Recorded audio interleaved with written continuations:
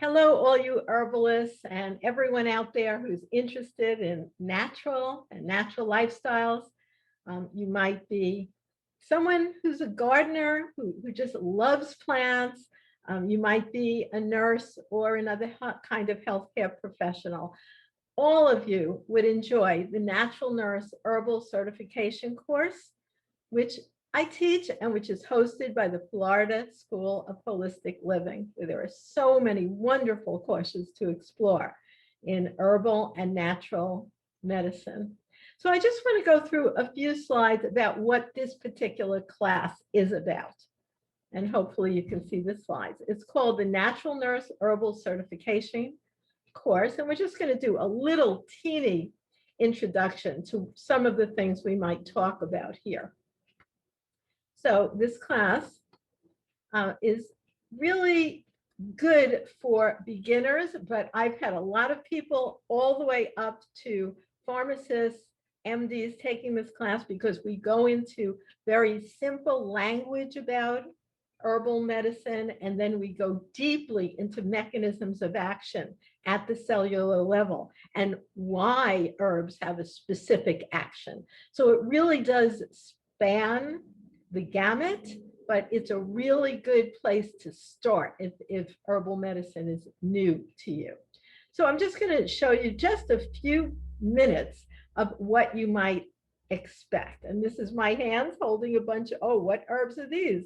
Parsley, sage, rosemary, and thyme. I've been an herbalist since 1964, before that song was even out.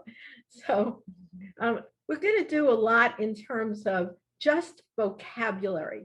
I noticed that people, even who call themselves herbalists, even who call themselves master herbalists, very often don't even have down the very simple, correct language to use when we're talking about different aspects of herbal medicine. So that's something that we will go into. For instance, the word herb, that actually means a plant or plant part.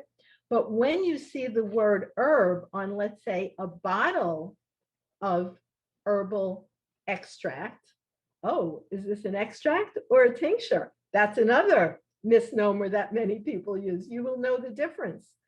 So you want to know the plant part, and when the plant part is the aerial part of the plant, that is when the herbal medicine is called the herb. Versus if there's a root or a rhizome, which is the active constituent that might be made into an herbal medicine, then it's not called herb, it would be called the correct plant part. So there's a lot of these, somewhat silly but real important definitions. So we as herbalists can be speaking the same language. So we have a class that includes that information. And you do have homework. There are 4 classes in the course, and then you have homework in between. And you also actually have to make an herb project. So in the herb project, you're going out gathering plants, or if you don't want to do that, you can certainly buy whole plant, and then you make it into an actual herbal medicine or a soap or a salve or whatever you want. And there's a process for doing that of course we explore. And we look at words like, what's the difference between a tea and a tisane? What's the difference between liquids, capsules? What is a poultice when you're using it, a topical? So there's so much vocabulary to explore in herbal medicine. And this is a big one. What is the difference in a fluid that you're using between a tincture and an extract? I notice when you walk into a health food store, well, we used to walk into stores in the old days, and there would be these little bottles of herbs, and people who worked there even for years would refer to them alternately between the word extract and the word tincture, just meaning an herb in a little glass bottle that's a liquid. That is not correct. Not correct. And you will understand exactly what the difference is between an extract and a tincture, because it goes from a 1-to-1 ratio, and then a tincture may be any kind of ratio, 1-to-4, 1-to-5, 1-to-10. And why that matters is because you want to know what is the dried herb equivalent in terms of dosing, because you don't want to be giving the same amount to a man who's 250 pounds and my mom who's 92 and weighs 80 pounds, or a child. So you need to understand the dosage. And in order to do that, you have to understand the extraction ratio. So that is something else that that you will know by the end of this class. We'll do a little bit about botany, like when we go out and do wildcrafting, which is one of my very favorite things to do. I just set up my wildcrafting schedule to teach outside in farms and parks all over the US. Hopefully, we'll be together in real time this coming summer. So leaves are different. How do we verify? How do we talk about a plant when we find it? How do we look it up? And of course, now there's apps and you can scan it to see what plant it is. Those are helpful. We didn't used to have those when I started my herbal career, but I think they're great. But is it broadleaf? Is it needle-like? Is it scale-like? What is it? What is it like? We could look at it.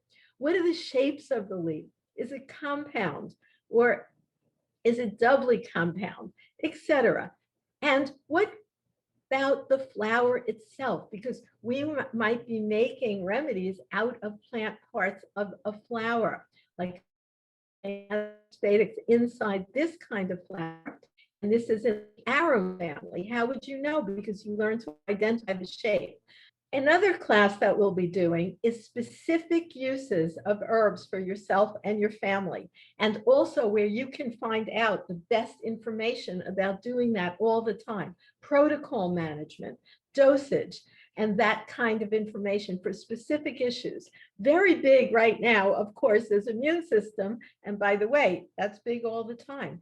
And we know the mechanisms of action of how various plants affect the immune system, and you will too by the end of our class. For instance, all these herbs you might be familiar with are called immune support herbs, such as oil of oregano, which is truly an antimicrobial, which by the way is an illegal term if you're marketing herbal medicine.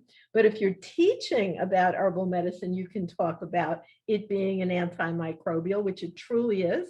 And we have all the scientific data to support that, versus echinacea, which is another immune herb, but it has a completely different action. It increases the production of white blood cells.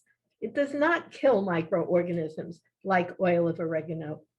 Or if we're looking at elderberry, which is also Sambucus nigra, the Jennison species, this interferes with the replication of viruses. So all three of them support the immune system, but actually they have completely different actions.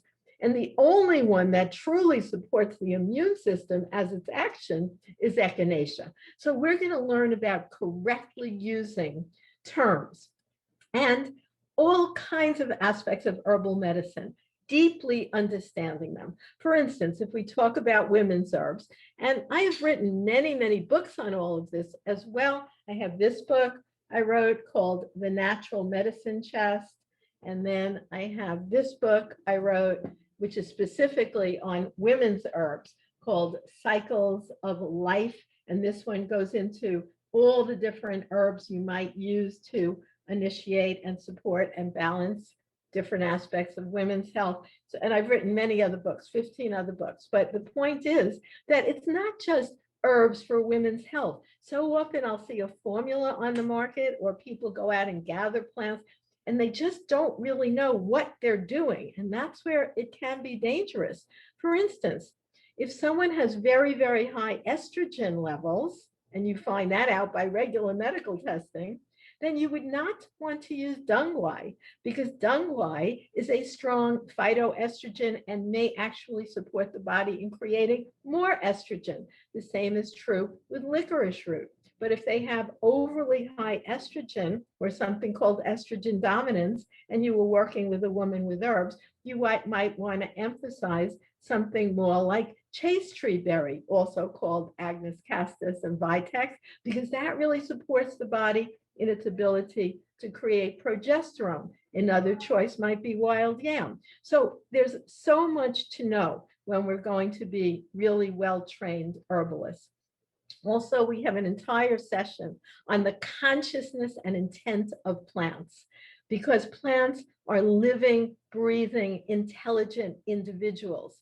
To a point that might surprise you, we're going to delve into both the spiritual communication aspects between ourselves and plants and the scientific validation. Our cells actually have receptor sites that pick up information from other species, such as our own dogs and cats, and also from plants. So we will investigate the consciousness and intent of plants. So the course, really, little recap, is given by the Florida School of Holistic Living.